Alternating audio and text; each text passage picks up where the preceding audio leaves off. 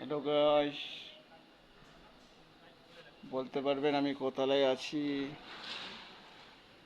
দেখুন কোথায় কাজ করি আমি। যারা বলতে পারবেন বলুন প্লিজ। দেখুন লিফটে আছি আমি, সেফটি গেলে। দেখুন, হ্যালো গাইস, প্লিজ লাইক আর সাবস্ক্রাইব করে দেবেন।